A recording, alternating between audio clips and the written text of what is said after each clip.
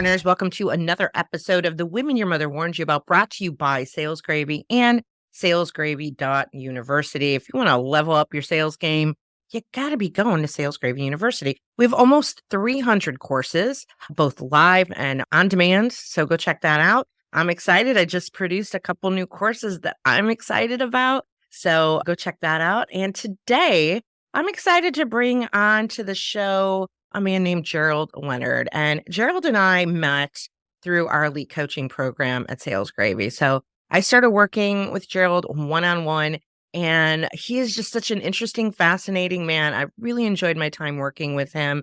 And he's got a fun journey to talk about of, what has happened to him since the coaching. He was already awesome before that, but some really cool things happened. What got my attention is that I got a notice on Amazon that Gerald Leonard has a new book coming out, because, you can follow an author on Amazon, and I do that.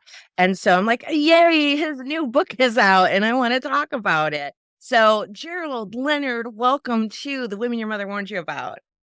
Gina, thank you so much. I'm so excited to be here with you. This brings back so many memories of us having our one-on-ones together and talking, and how much I learned from you. It's amazing. Oh, that's so great. There's so much we could talk about. I'm like, hey, I just wanted to kind of reconnect with you. And I'm like, oh, we'll just turn it into a podcast. So we're just going to have coffee talk and turn this into a podcast. So let's do some first things first for the listeners. Tell the listeners a little bit about who you are, what you do, and then we'll start talking about the book. Right. So what I do is I help companies with workplace productivity, and I'm certified in project and program portfolio management. I have a bachelor's and master's in music, and throughout my career, I've played music professionally and worked as a consultant. And in doing that, you just begin to see the similarities between going to a great performance or rehearsal and working with musicians and working with project teams and doing consulting. And there were so many similarities that I started writing about it. I started speaking about it, and then I started writing about it.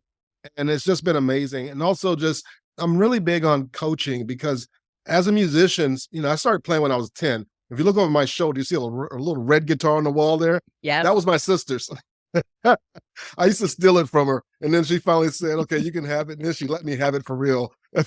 Oh, that is so awesome. But that little red guitar put me on a journey of seeking out others who were more advanced than I was. And because of that, I joined a band, and a guy on the band was an amazing guitar player. So I knew I wasn't going to be the guitar player anymore. So I started playing bass. So I went and found teachers, and I actually had to, I was the youngest of 6. So I had to pay for my own lessons. But that, again, was another major lesson that taught me in life. If you want to advance in your career or move forward, be willing to invest in yourself. Be willing to invest in your career, be willing to invest in your own knowledge, and find others that are playing at a higher level that'll bring you up to that level. Yeah. And that leads me to how I met you and how I met Jeb Blunt, because, I was working on my sales and I had some processes, but I felt like I was missing something. And I think I'd purchased one of Jeb's book. I saw some videos. I saw you on some things. And I said, I'm going to sign up for Sales Gravy. I took some classes. I think I took a class from you. And then I said, I'm going to go ahead and invest in my own coaching. As a CEO of 2 companies, I feel like it's my job to lead the way first and model what I want my teams to be doing. Amen. And if I want my teams to go after education, then they need to see me as someone who's constantly humble and hungry for education and growth. And so I did. And what an experience of working with you. I learned so much. You really helped me to streamline some processes and my language of how to reach out, the cadence of how to reach out, the sequencing. I can go on and sing your praise. But one of the best things you did when you told me about Outbound. And I went to Outbound. I live in Spanish Fort, Alabama. It's about 5 hours away. And instead of flying, I just drove up, probably listened to a book in the car as I drove up there. But instead of just doing Outbound, I did the VIP portion of Outbound, which gave me access to Jeb Blunt, who's written 15 books for Wiley. Lo and behold, did I not know that Jeb also looks at everyone who goes to the VIP program and looks at their profile. So when I talked with him one-on-one at the meeting, he knew about my 2 books, and he knew I was working on a 3rd book. And he says, you know what? I want to introduce you to my publisher, Wiley. They're here. So over the few days that I was there, he literally walked me by hand said, Sally, this is Gerald, this is Sally, you guys need to talk. He has a great book. And that's how this book came about to be published by Wiley. It was literally Jeb Blunt walking me by my hand to meet Sally Baker face to face for a 15-minute talk over a cup of coffee. Is that amazing? Yeah, I love this story. It is so magical and so amazing. And before we started recording, we talked about, connecting with Jeb and how busy he is. And, you get it. We all get it. He is super, super busy. But the power of his connections, the wealth of his knowledge, the fact that, he spent that time learning about you before you even got there. And then made that strategic move for you, right? I'm like a huge believer in a giver's game. And that to me is like major giver's game. Exactly. It really is. But you know what? If I would not have reached out and if I would not have put myself out there, that door would never have opened for me. And so I would say if you're listening, always just continually put yourself out there because you don't know which one of the things that you're doing is actually going to take off and make a difference. It may, you may put yourself out there and nothing happens, or you may put yourself out there and you get introduced to a major publisher who wants to publish your next book. And so we're going to get into the book in a little bit. So the trajectory I want to hear a little bit about now that you are being published by Wiley and you've got the book out, what's some of the cool impact that has happened because of that? It is having a major impact on my business, the types of organizations that are reaching out, the folks that I'm actually meeting now at a different level. I know I have some work coming up where I'm going to be meeting with Les Brown. Yes, in Atlanta. And a couple of my coaches, Janet Swartzer or John Kramer, these guys have coached Jack Canfield and Stephen Covey. And so by putting myself out there, getting this book published, it is just opening major doors. I'm starting to get television interviews as well. And so, so it's a lot that's beginning to happen. And, there's speaking engagements coming. I have some speaking engagements that are beginning to start coming up. And I'm going to be integrating music along with that. So it's not just me speaking, it's actually me playing my bass, speaking, have some presentational information. Also, I'll talk about neuroscience of music and neuroscience of team building and all the things that I've learned around productivity, music, neuroscience, and workplace engagement and culture. I just love this. And that we really hit it off right away when we started working together, I think because of the arts background that we both share.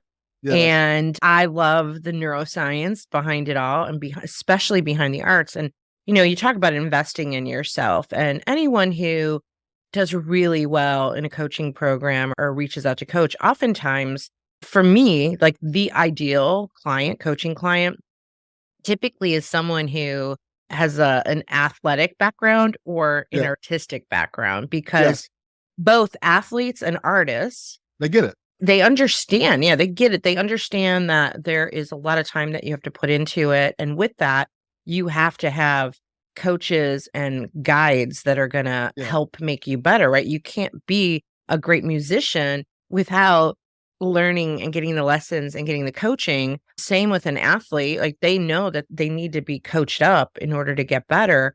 And, not everybody sees that they need to do that. And I found it also very interesting what you talked about. Somebody else was playing guitar better than you. So you made a choice to shift. Right. Right. And then put the time and the training into that. And I think that's also interesting too. And I don't know if you've ever read the book Mastery by Robert Greene. That's like my newest read right now. Yes. And, he talks a lot about the need for the concentrated focus on picking something and then staying focused on it. And it's real easy as an artist to kind of wander off because we get bored and need constant sensory.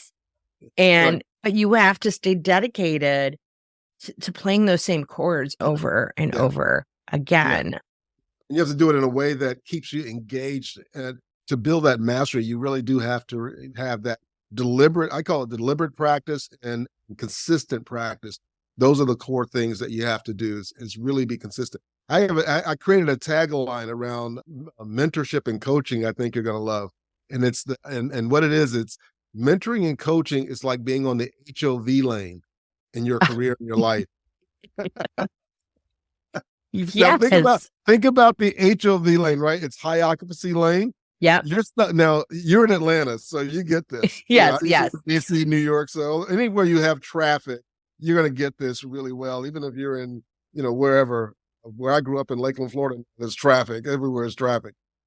But if you're in traffic and you're by yourself, you're working hard. You're pressing on the gas. You're pressing on the brakes. People are cutting you off.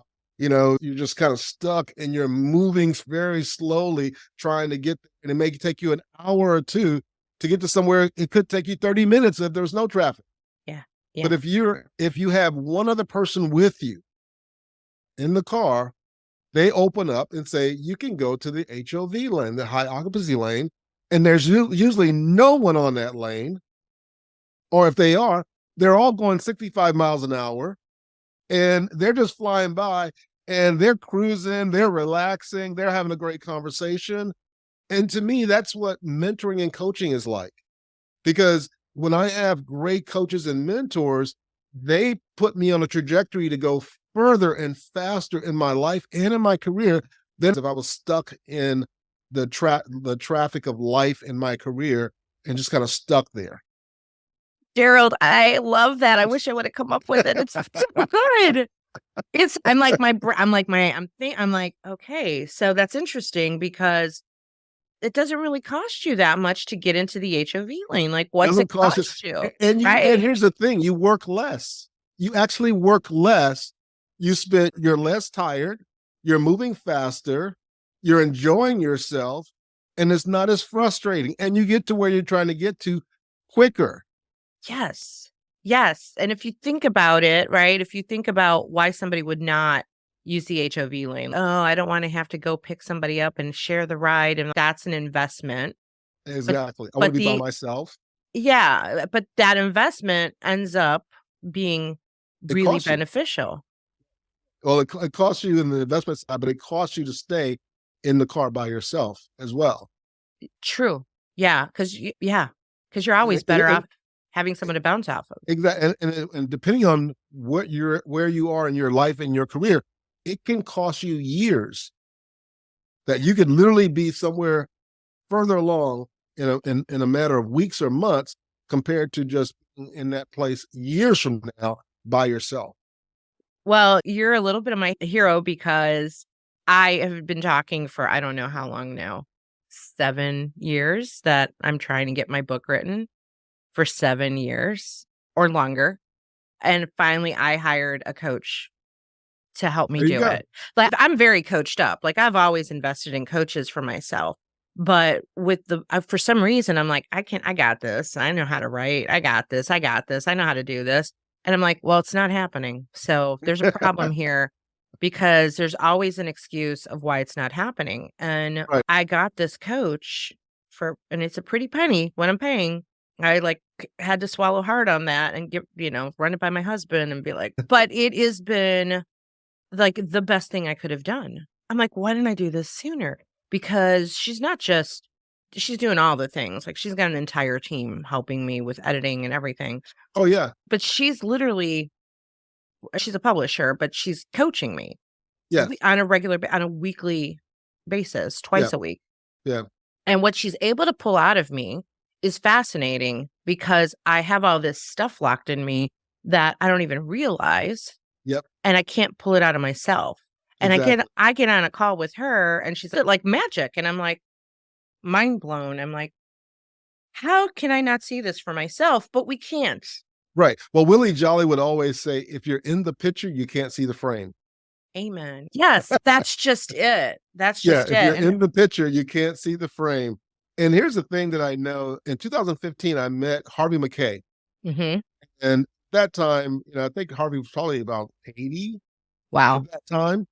And he was, the multimillionaire owner of a professional sports team. And I met him at the National Speakers Association conference in the DC area.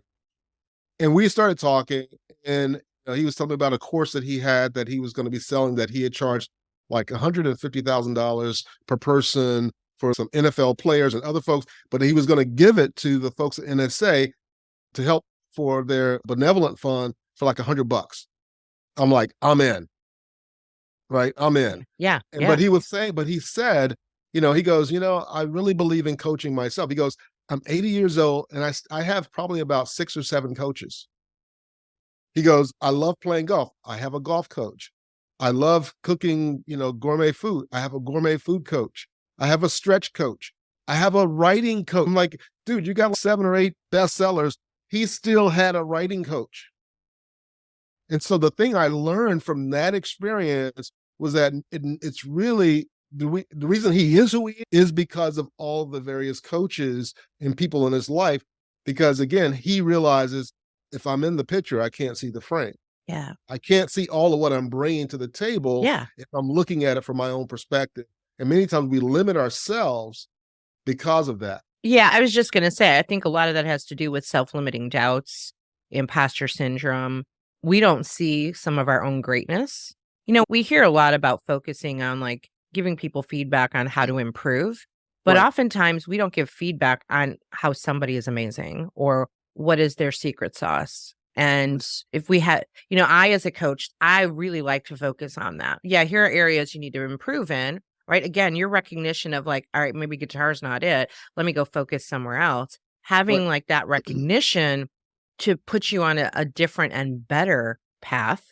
Yeah. Like, why not focus on your strengths? Yeah, let me fix these things that I'm not great at, but why am I not catapulting my own strengths? Exactly. And as you know, Gina, I think I told you this when we started working together in 2018, I had that major bout with vertigo Mm-hmm. and it impacted my vestibular system. I literally lost the ability to walk. Music saved my life. The gift that God gave me as a musician saved my life because it allowed me, once I got to the point where I could sit up, to play my bass. And music activates the brain. The neuroscience of music is it activates the brain in a way that it'll repair itself if there's damage. Now, it didn't fully recover everything, right? So I still have, some people may say, a quote unquote, a disability. I don't call it that because words are very powerful because I'm not disabled. I may have a constraint. And so when I think about constraints, I'm actually certified in the theory of constraints by Elliot Goldratt in his book, The Goal.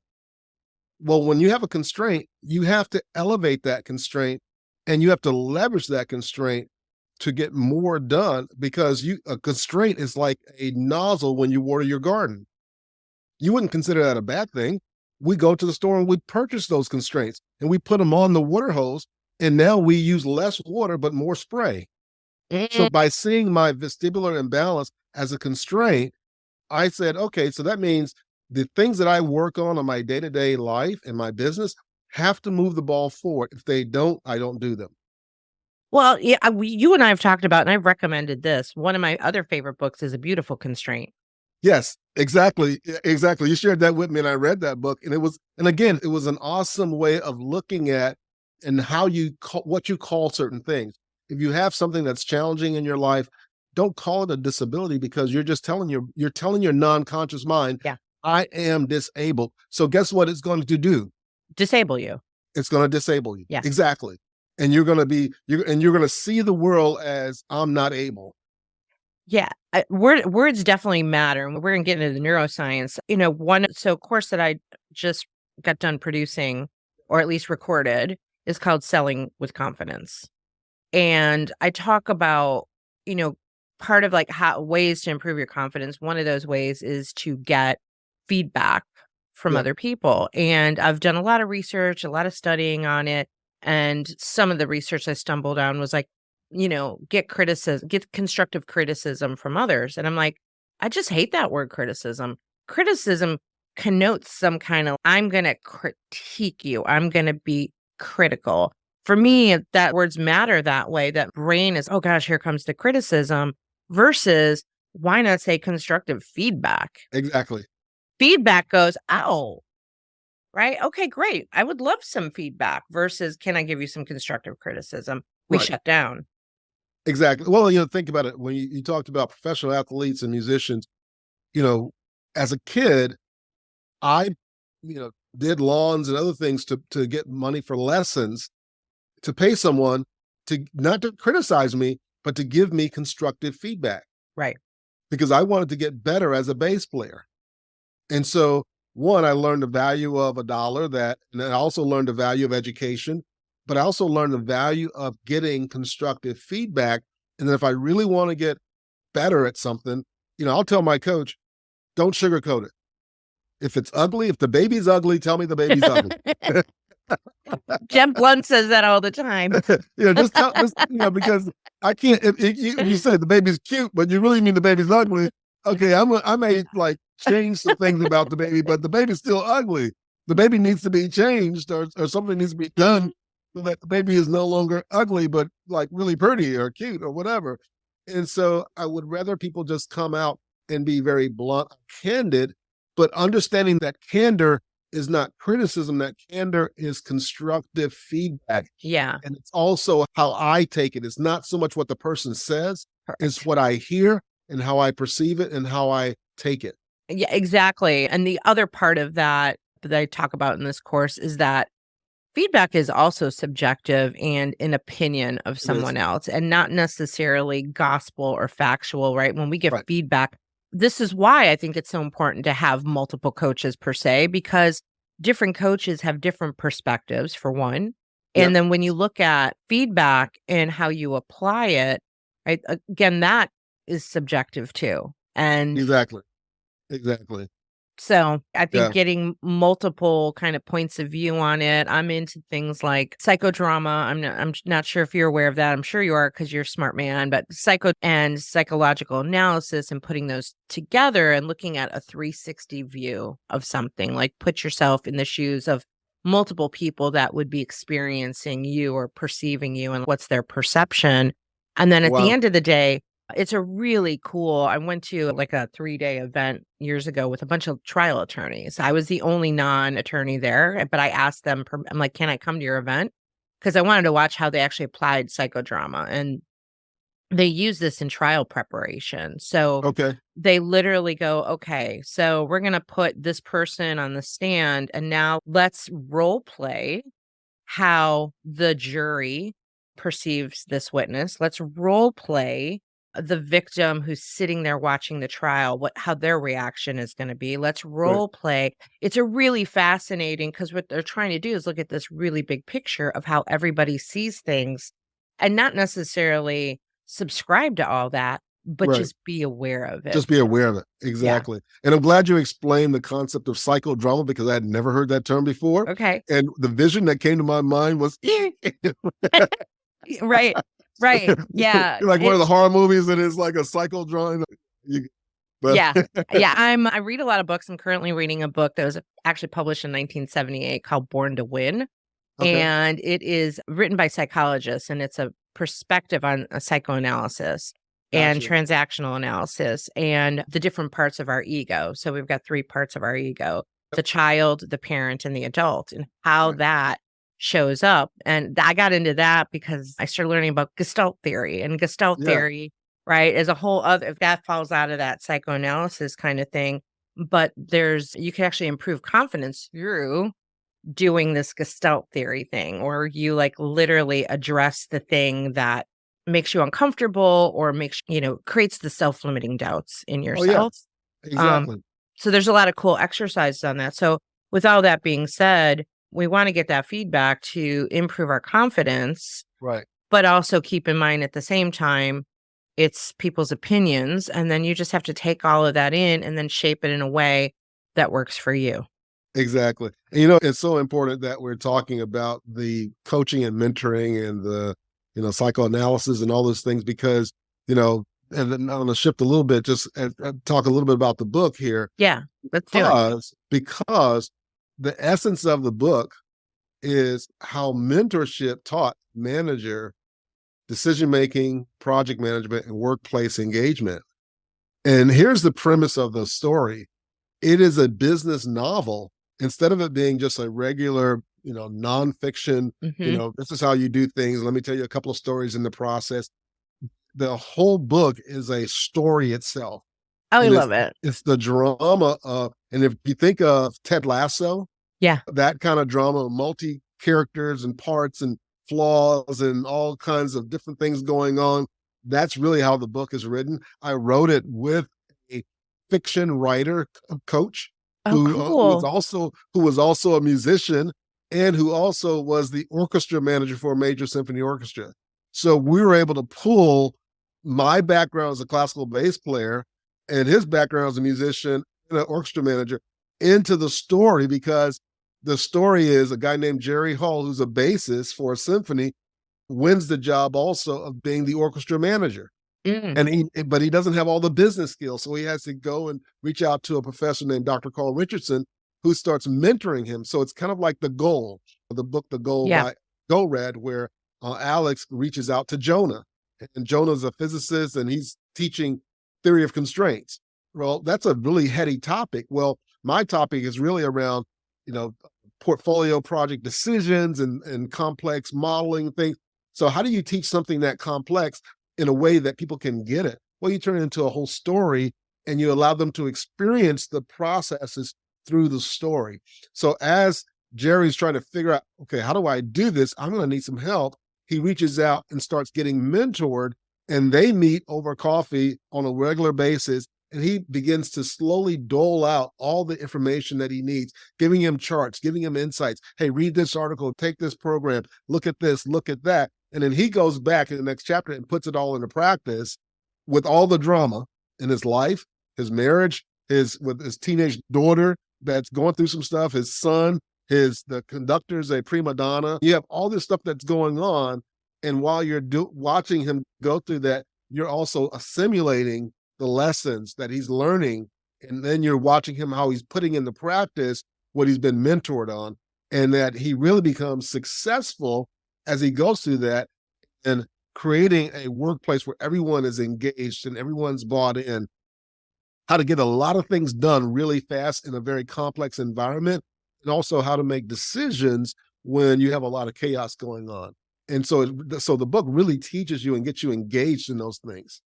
I absolutely love that. And I'm one for storytelling, and I love the concept of selling with stories. And I think I think I sent you my framework on that at one point. Yes. Yeah, we worked on it. Yeah. So because I think people can digest it better. I love these business novels because I've heard other people do them, of taking the concepts but putting it into a story that has a hero in it, because I think people will be able to, at least, it's easier to kind of digest and then put yourself in their shoes. Even if you're not exactly that person, you can be like, oh, right. And you're throwing all the everyday life situations, all the obstacles along the way. Right. Person has to encounter, and then you infuse those learning concepts. I haven't had a chance to read the book yet, and I will. In the book, do you kind of lay out, like, here's some ways, here's some strategies, here's some things you can do? Yes, I do. At the end of each of the chapters, I sum it up with Dr. Richardson's tips. Love it. So because remember we talked about having coaches and having great teams. So one of the things I learned was when I wrote my first book, Culture is the Base, I wrote it with one coach. And, I did the cover, and I hired somebody off of Fiverr to do the cover. I ended up having to redo the cover of the book later on and republish it. And that book's doing well. And then I wrote Workplace Jazz. Now I got a literary agent. I got a little bit bigger of a team. That was published by Business Expert Press. So now I'm getting published by a publisher. But then when I did Symphony of Choices, I went out and started working with John Kramer, who coached Jack Canfield and Stephen Covey. We worked on the title, the subtitle. He introduced me to a guy named George Foster, who helped me with the cover of the book. That was an investment to really make sure that the cover was going to speak to what the book was about. Having David Aretha as my editor, basically I just really pulled a whole team. Yeah. And even working with my PR firm, who knows which books and which types of books are selling. So they could look at my book and go, okay, for this to sell or for this to do well, even though you're telling the story, it's a business book. So you got to make sure that the business components of the book are blatantly obvious. Right. So at the end of each chapter, there's the Dr. Richardson's tips, which are the business strategies that you can walk away with and use. At the end of the book, there's a summation of all of the business strategies. And then there's an implementation guide. The implementation guide is a guide that I had used with a major law firm for about 4 years. This is one of the AmLaw law firms, about $1 billion law firm, and helped them become a projectized organization where they're getting tons of projects done now. They're using portfolio managers, the project managers all got their certifications, and it's 5 countries, 14 offices. So this is not Wow. like just one little office. Yeah. This is global This is major. reach. And so that's the implementation guide in the back of the book that I genericized and said, hey, if you follow these processes, this is the steps I use to help change the culture of a major law firm in the US, an Ivy League major law firm in the US. That's amazing. So for those readers who are like, I don't want to read a story, they can still go to the end of the chapter. They can skip it, pull out the tips, get the guide, and get what they need, because your audiences can differ in what you're working with. I want to talk a little bit about, I want to kind of get into this neuroscience, because Sure. you've got this background in project management, right? And so when I think project management, I think more the other side of the brain. I think of the left side of the brain, the organized, I put things together logical. And then you've got the art side of the brain, the right side of the brain, right? The more creative side. And so somehow you bring those two together, right? Because people either kind of lean towards I'm the right side or I'm the left side. Yeah. But I think it's those of us who can find a way to put the two together. Like, people, I think, are surprised that I have such an operations background. I think they're surprised when they hear about it. But that Right. operations side from my career is extremely helpful in helping me analyze situations to then get creative. And so I'm a big believer in, when you put left side, right side together, this is where it's kind of its own symphony. How do you like that? Exactly. So let's talk a Exactly. little bit about the neuroscience of meshing the two. Yeah, I'll share, before I do that, I'll share a quick example of 2 people that I actually wrote an article about that are in history, that played pivotal roles in the world history because they had that capability. And that was Henry Ford and Winston Churchill. Henry Ford was a classical violinist, besides being an engineer. Did not know that. So that's why if you go up to his museum up in Michigan and you go to where his cars are, you'll see all the cars and trains and everything else that he's created. But you'll also see a glass case where he has like these classical violins. And he had the largest collection of Italian classical violins in the US. And he was a trained classical musician. Wow. Most people don't know that about him. But imagine how that affected his way of thinking. What did he develop that nobody else developed? The assembly line. Yeah. Right? Because when you have the left and right brain happening at the same time, you're able to step back and look at the nuances in the big picture. But because you have the left brain, now you can go in and work on the details of the big picture. Where most people can see the big picture, but I don't know how to put it all together. Right. Or I know how to put it all together, but what's the big picture? But when you have both, you're able to do both.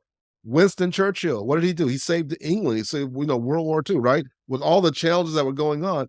Well, he was an artist. Now, he wasn't a musician, but he was an artist. So he developed that creative side of his brain, but he was also the diplomat that knew how to, maneuver, how to motivate, how to get things going, and during one of the most, critical times in the world, period. He was one of the main people that helped pull the world out of World War II because of his ability to have that right brain, left brain. And so it's really important. And you can cultivate that. In my book, Workplace Jazz, I have a section I talk about whole brain integration.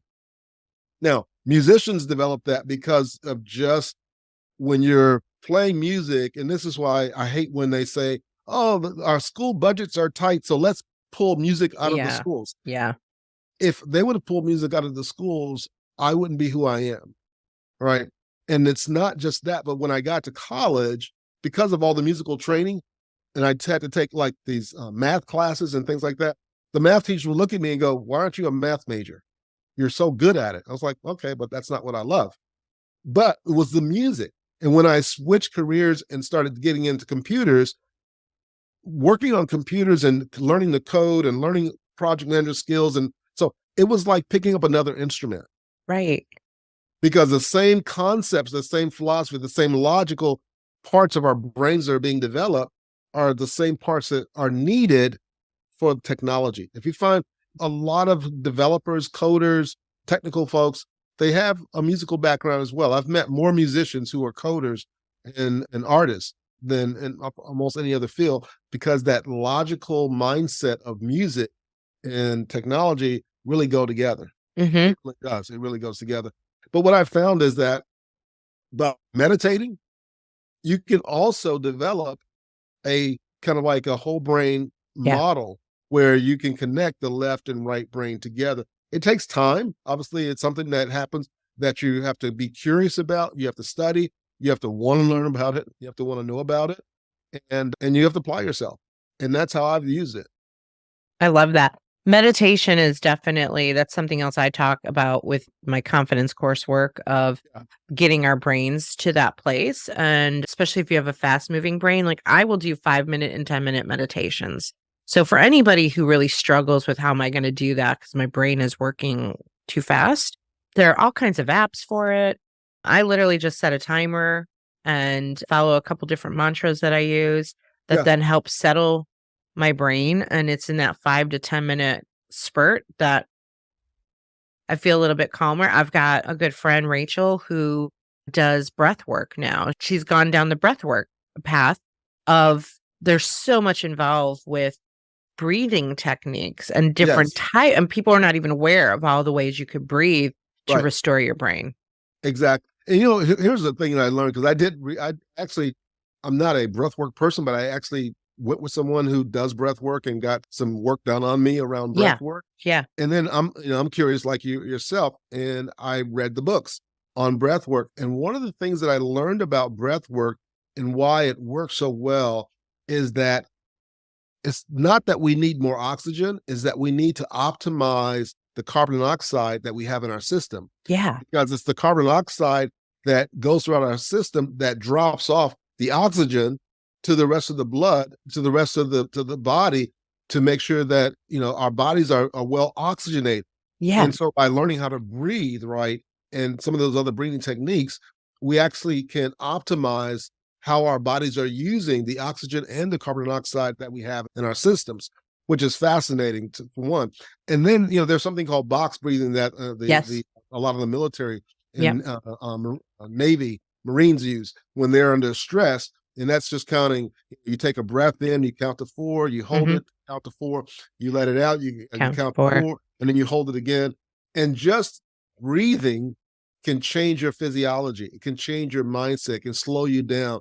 And so sometimes, when it comes to meditation, some people may not be able to sit for 10 minutes, 20 minutes and do meditation, but they can sit for 3 minutes and just do simple box breathing for 3 minutes and, focus on one thing or do a mantra to occupy your conscious mind and allow your body to breathe, allow your body to optimize that oxygen and that carbon dioxide so that, and it will, that little exercise, that micro move will change how your body operates. It'll change how you respond to things Yeah. because now you have a little bit more capacity to handle things. Something I started doing, especially with the vestibular and the stress and so on, is I started doing yoga in the mornings.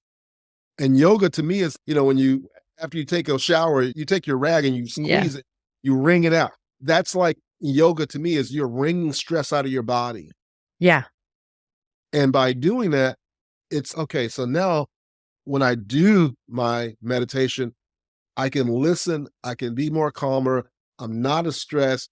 I can listen to intuitive thoughts that come in because sometimes we can't even hear the thoughts that are trying to come in that our conscious, our non-conscious mind is trying to give us because we're so stressed out and so busy. Yeah, and I've talked about this too in when I'm teaching creative selling of what are some of the creativity cultivators. And Right. a cultivator that I talk about is boredom, Yeah. taking boredom as an opportunity, like literally doing nothing. Sometimes when I drive a lot, I travel a lot in my car. I used to listen to books on Audible nonstop, and I stopped doing that. And I still listen, but I just carve out a certain amount of time and I don't do the whole time because I will take 1 or 2 hours of a 4-hour drive with nothing going on in the car, not listening to the radio, not listening to a book, not being on the phone, just being. And some people have had, when I tell them this, they're like, I never thought of that. Well, the brain being a muscle it needs a break, right? It needs a break, and you're already working it in the car driving because it's got to pay Right. attention to the road and what's going on, and it needs a break. Like you keep, I kind of another analogy I have with this is like when you feed yourself so much food to the point where you're so full, you feel like, oh my God, I'm going to throw up. I've just eaten so much, Right. right? Your stomach becomes full. The brain does the same thing. You fill the brain, you keep throwing stuff in it, and then it's done. Exactly. Exactly. Our conscious minds have a limited capacity. Now, here's the interesting part. Our non-conscious minds have almost unlimited capacity. Hmm, And so I'm working with a interesting. guy named Dr. Paul Shealy, and he taught me this concept of the conscious, you have the conscious, subconscious, but they have something that's called the non-conscious mind, because our non-conscious mind is really what runs our body, right? It's what runs Yeah. your heart rate and what runs your circulatory system and all the things that are operating. They're not just operating out of willy-nilly, they're being operated on by your non-conscious mind. And it's resources that many times we don't have access to. But if we learn how to tap into it and access it, it's amazing what we can do. So think of your conscious mind by putting your feet together and draw a circle around your feet.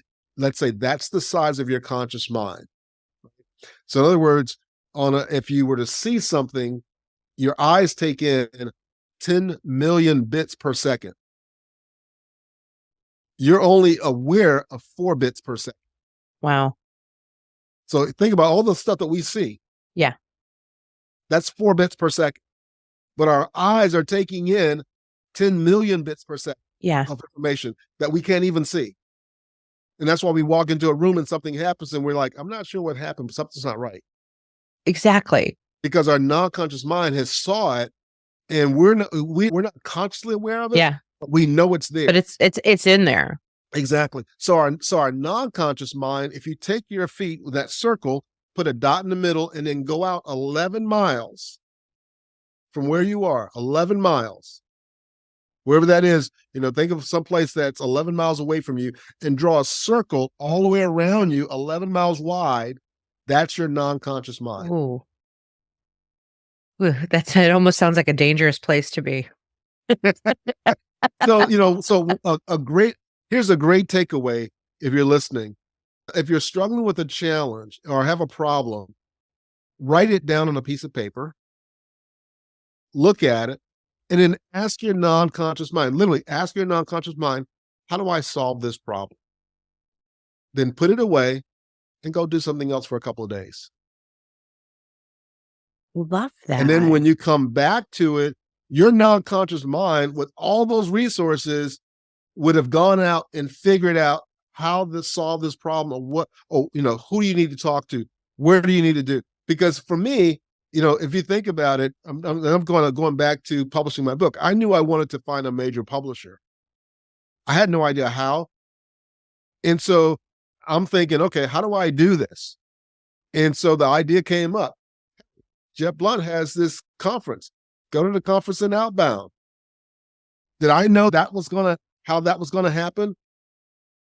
But I go to Outbound, I join the VIP program, I get to have a one-on-one with Jeff, and he says, I want to introduce you to my publisher. So the problem that I had was I had Business Expert Press before. I want a larger publisher. How do I do that? I'm not sure, but I'm going to put it down as a goal. I'm going to pursue it and I'll see what happens. Yeah, Gerald, I love that. A little bit of law of attraction, a little bit of putting it in the universe, kind of. Oftentimes I will say, okay, I want to do this thing. I don't know how I'm going to do this thing, but the fact that I announce it, that I want to do this thing, and then I file it away. Yes. And then eventually, all of a sudden, it's like I have an epiphany of, oh, here's the solution. And it just comes out of nowhere and it feels like magic. But I get what you're saying there, that the non-conscious mind, basically what you're doing is, I just had a visual because I'm a visual person. So as you were telling this story, I'm like, okay, it's me physically handing off to the non-conscious mind who looked kind of like a geeky tech person. I don't know. That was the visual. I gave it to the geeky tech person and he's, I got this. I'm going to go do some research on it. And he left to do research. I'm just saying the visual came up for me. He's out there doing the research and he comes back to be like, I got the answer. Exactly. That's exactly the visual I how had. it works. And here's the other part about it too. It actually engages something else in our brain called the reticular activating system. And the reticular activating system is actually in the back where the cerebral spine is. It basically, when you write a goal or you buy a brand new blue car and you drive off the lot and you go, everybody has this car. Or I'm seeing this color all over the place. Well, you didn't see it before because it wasn't important to you. Yeah. So Yeah. so think about it. If our eyes actually can see 10 million bits per second, the job of the brain is to filter out, only show them the 4%. That's important. That's critical. So, but then if you write a goal of what you want in your life, or you write your goals every day, then those are the things that are going to show up, because your brain says, filter out all this other stuff. But you know, those 7 things or those 11 things or those 20 things that they wrote down and made their goals, that's important to them. We got to show them that stuff. We got to attract people who can help them. We got to show them the possibilities. We got to show them books that can help them. And, you know, but if you're not writing out your goals, if you're not developing goals, if you're not getting mentored, then I look at it as we either are an ocean liner with a direction or we're driftwood. Yeah. Yeah. Now, an ocean liner may take a little bit of time to get there and it's kind of putting along, right? But it has a specific direction it's going and it's making progress. Driftwood, wherever the water throws it, that's, you know, how was your day? Oh, it's horrible. Like, I got to make the donuts. Yeah. Yeah. I love that, Gerald. It's something that when I'm coaching people, I always say, write down, especially for salespeople. What do you want to earn this year? Yeah. How much do you want to sell this year? What does that look like? Let's talk about the numbers of what this looks like. Or I'll talk about what's your exit plan? What do you want to do when you retire? You and I are closer to that than some of the young ones that I coach. I'm like, I know you're not thinking about this, but I wish somebody would have said that to me when I was a little bit younger, of like, what's a general end game? My career might change a lot, but what's a general end game? Write it down. For every time I write down how much money I want to make for the year, I seem to always make it. So every year I write down a bigger number. There you go. Right. And so for some reason, it feels like this miracle that I hit it every time. Right. But to your point, that's why. But exactly. the back of my brain is working, and that little geeky tech guy is out there running numbers. Exactly.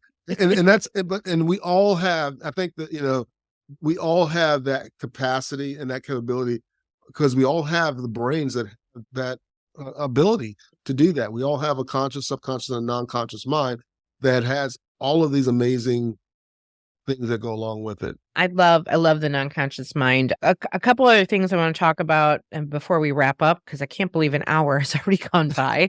I can talk to you forever. That's what was so fun about coaching you, because I always am like fascinated by the things that you share because of all of your knowledge, because you're so well read and you're always learning. I want to talk a little bit about what you're up to right now and maybe ways people can work with you. But before that, I meant to ask you this earlier.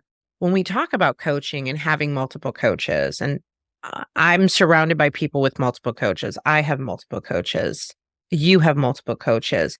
There are people that want it. You know, I just talked to someone yesterday who I'm working with his company, but he's, you know, I think I need my own coach. And then we had that conversation. And of course, panic sets in when this is how much it costs. And I just can't justify it. And he's an analytical, breaking it down by the numbers. And I'm like, you can't break this down by one-on-one time, because it's so much more than that. It's the time that I am available to you as your lifeline. What would be your advice to someone who has never been coached but wants to, or has never paid for it and is having a really hard time wrapping their head around, how do I pay for this coaching and feel like I'm getting the best return? Exactly. So I would say start small, right? Improve by 1%. Coaching for you may be, I'm going to get a book on this topic. Okay. And it may be, I'm going to listen to the audiobook of the same book so I can get a deeper understanding of this concept. I'm going to look up the author and see if they have a program Maybe they have a newsletter. Maybe they have a webinar.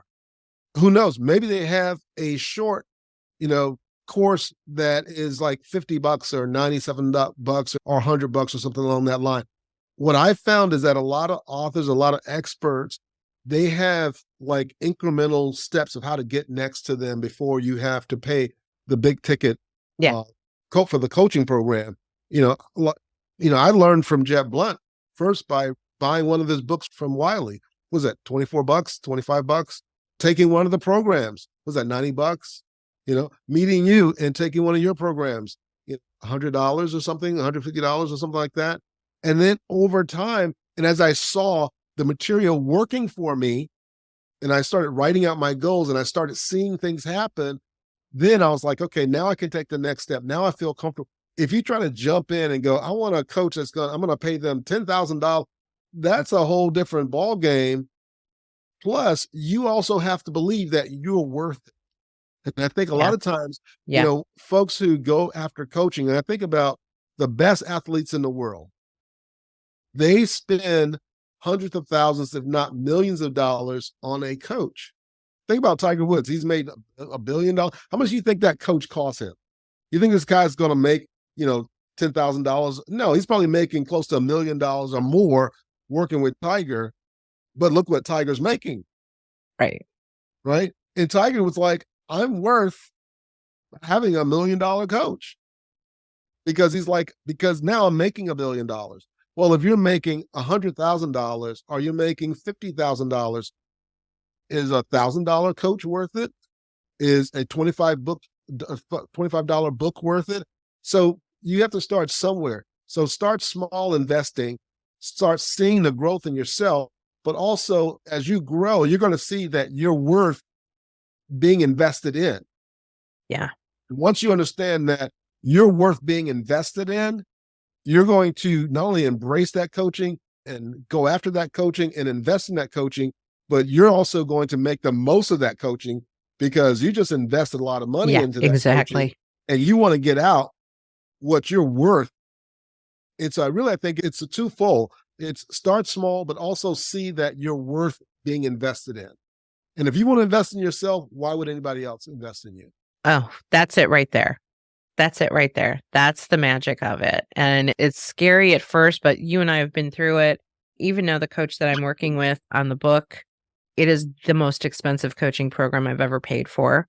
It is crazy amount of money. And at the same time, every week when I got to show up with completed work, and I'm like, oh gosh, could I just cancel this? I'm not done with my work.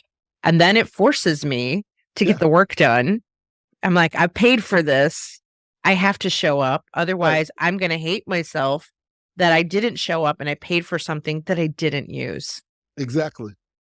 So it's an accountability system for me. Thank you for sharing that for anybody who's like on the fence about coaching. It is incremental. There are incremental ways to do it. Even when people reach out to us about our coaching program and then they feel like it's too much for them, I say, hey, check out Sales Gravy University. That to me is like one of the best investments. It's under $100 a month and you get access to all of us. Everything.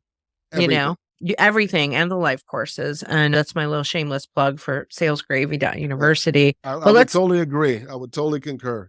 Thank you. Let's talk about what are you doing right now? What are some ways people can work with you? What would you like to tell the world about so that people can connect with Gerald? So if you want to connect with me, go to my website. And in fact, I have a dedicated page, if you're listening to this podcast, on my website called geraldjleonard.com/warned, WARNNED, warned. So go to geraldjleonard.com/warned, and there's a dedicated page with a weekly evaluation worksheet so you can work on your time management. There's a handbook on the 6 things that you need to know about project management, because every goal right now is a project. Everything that we're working on, if it's multi-steps, if it's not one task or one thing, then it's actually a project. And everyone's a project manager, especially with AI coming on board. And what I teach in that program, that white paper, basically are the 6 things that I've learned over 25 years of being a project manager on multi-million dollar programs. One of my clients had a $16 billion budget for 14,000 projects. If you don't have these 6 things in your project management portfolio or package, then your project will not make it. So I'm giving that away, those 6 tips for free. And it's also a handbook that goes along with a companion book that goes along with my book. And I reference it, different chapters in the book that you can read as well. And then if you really want to talk to me, you can schedule a 30-minute call to learn more about me. All of my social media links are on there and everything else. So it's geraldjleonard.com/warned for listeners of this podcast. Awesome. I got to tell you, you are the first podcast guest that I've had that has given so much good value for the listeners to go tap into beyond the podcast. So I think that is super awesome. I really appreciate that. It has been so great having you here today. I can talk to you forever. And after we wrap this up, we'll talk about getting back together because I want to continue just catching up with you and staying in touch with you. Like I said, it was so great to work with you one-on-one. And I love seeing what you're doing. And you inspire me, by the way. You inspire me. Excellent. Same awesome. Here. Awesome. Thanks again to Gerald for being here. And thank you all of you listeners for listening to this episode of The Women Your Mother Warned You About, brought to you by Sales Gravy and salesgravy.university, which is where you can go check out our courses, salesgravy.university. You heard it here. It is a value. Gerald said it is a value. And for more about this show, you can check us out at womenyourmotherwarnedyouabout.com. And this show is now available on YouTube. So if you want to watch us or you want to see Gerald's really cool background, check that out on YouTube. And we'll see you guys on the next episode.